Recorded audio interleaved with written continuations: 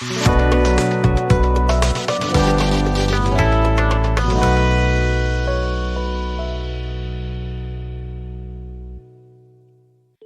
if-else statement in programming is used to execute different blocks of code based on multiple conditions.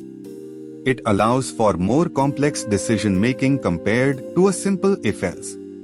The syntax is how it works. The program evaluates condition 1. If it is true, the corresponding block is executed, and the remaining conditions are ignored. If condition 1 is false, it checks condition 2. If condition 2 is true, the corresponding block is executed.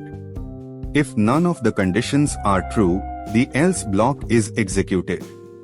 Let's move to our screen to understand the concept using grading system example.